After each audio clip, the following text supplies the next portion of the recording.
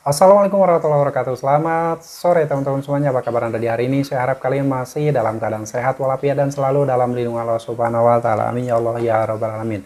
Di video kali ini saya kembali akan membahas salah satu hal yang sering ditanyakan oleh orang-orang yang saat ini sedang mengalami kesulitan membayar hutang di pinjaman online, yaitu apakah ketika telat bayar atau gagal bayar di pinjol itu data-data kita masuk slik OJK atau tidak. Nah, di sini saya akan sharing atau sampaikan cara cek slik OJK secara online. Nah, ini mungkin diperlukan buat teman-teman semuanya, jadi boleh kalian simak videonya sampai selesai. Siapa tahu ini bermanfaat buat teman-teman semuanya. Dan jika video ini bermanfaat, maka kalian boleh sebarkan, boleh di-share ke seluruh media sosial kalian, boleh di-share dimanapun, yang pasti ilmu ini akan sangat bermanfaat buat teman-teman semuanya yang saat ini sedang memikirkan slik OJK, takut di blacklist, takut data-data masuk slik OJK, takut skor kredit data bermasalah karena mempunyai utang di pinjaman online dan sudah tidak mampu lagi membayarkan utang tersebut. Oke, slik OJK menjadi salah satu persyaratan yang harus dipenuhi ketika ingin mengajukan permohonan kredit, baik untuk kredit pemilikan rumah, kredit tanpa agunan, hingga kredit kendaraan. Nah, berikut akan saya sampaikan cara cek BI checking atau slik OJK secara online ya. Ini secara online.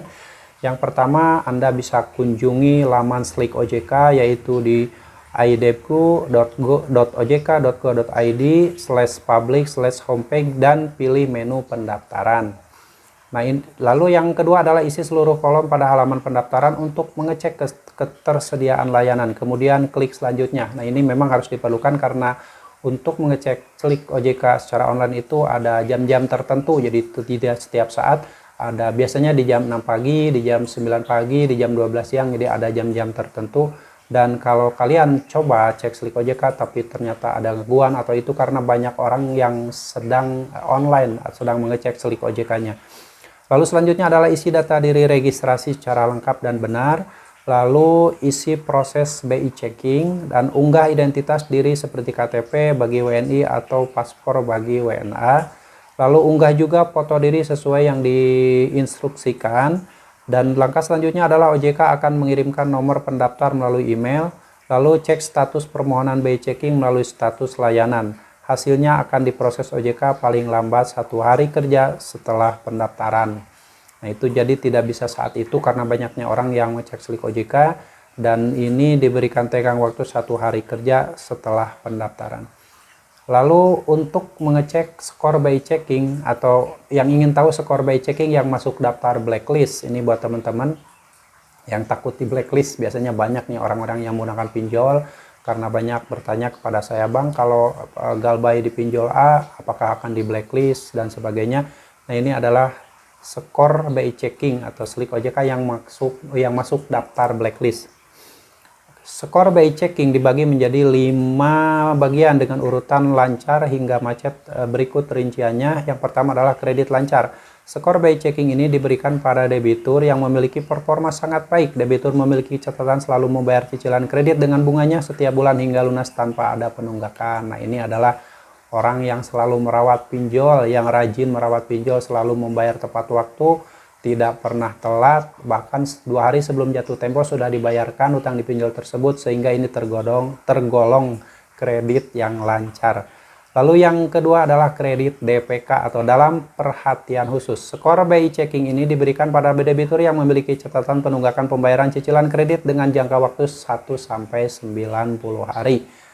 Ini buat teman-teman yang telat bayar atau gagal bayar di pinjol 1-90 hari.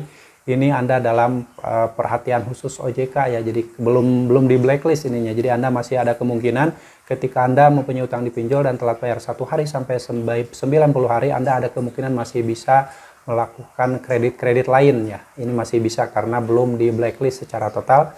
Lalu yang ketiga adalah kredit tidak lancar. Skor BI checking ini diberikan pada debitur yang memiliki catatan penunggakan pembayaran cicilan kredit dengan jangka waktu 91-120 hari. Nah, ini tidak lancar. Ini kemungkinan orang yang sudah mempunyai utang di pinjol dan telat bayar di atas 90 hari, ini ada kemungkinan tidak akan pernah dikasih pinjaman oleh pinjol lain, ataupun di perbankan juga akan sedikit dipersulit karena memiliki catatan kredit tidak lancar. Langkah selanjutnya adalah yang keempat adalah kredit diragukan. Skor by checking ini diberikan pada debitur yang memiliki catatan penunggakan pembayaran cicilan kredit dengan jangka waktu 121 sampai 180 hari.